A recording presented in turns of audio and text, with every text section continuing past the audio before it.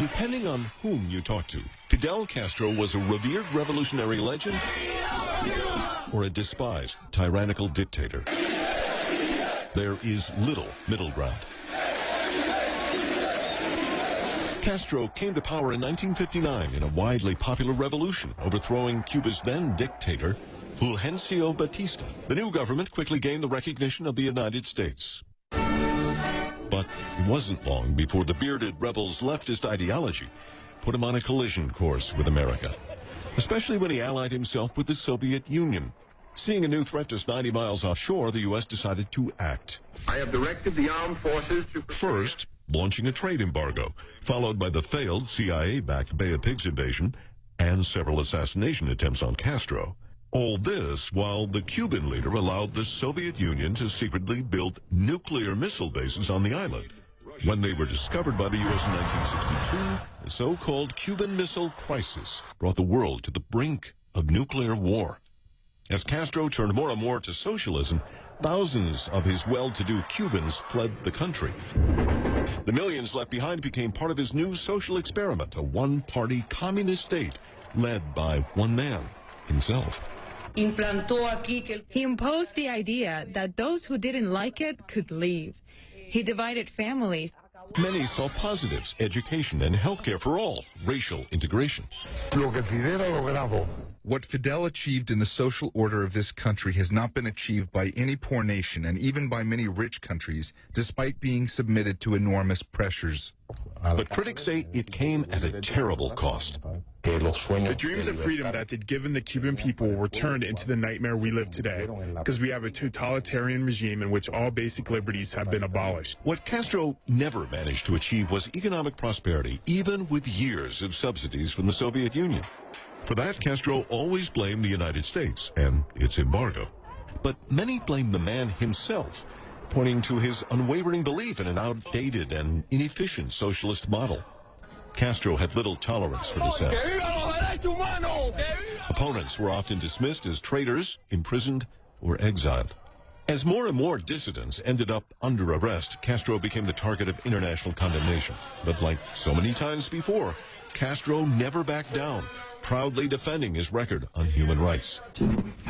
There hasn't been a single case of death squads here. Never has a person disappeared in Cuba, which has been common practice all over Latin America. So we feel proud of our clean record with relation to this problem. Call it pride or selective reasoning, but Castro never lost faith in the revolution.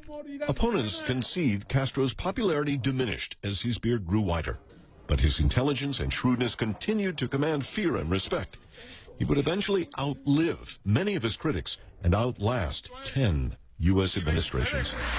In the end, it was illness, not Washington, that forced him to retire, passing Cuba's leadership to his younger brother, Raul. In his last years, Castro appeared only occasionally, mostly in photos, looking frail. At times he tried to play the role of elder statesman, but more and more he simply seemed inconsequential. The Cuban government has been very agile. It has slowly removed him from the scene. It would have been one thing if he had abruptly died back on July 31st, 2006. Instead, his image and importance have slowly faded. Castro always insisted death was not something he feared. I have never been afraid of death. And I have never been concerned about death. I have learned not to feel attached to positions and not to feel attached for that which is called power. That latter statement seems ironic, coming from a man who almost single-handedly dictated over Cuba for nearly half a century. As you can see, look at this. Celebrations, given that the news is now spreading, people know Fidel Castro, this person that, many have been impacted in one way or another. They now know that he is dead at the age of 90 years old.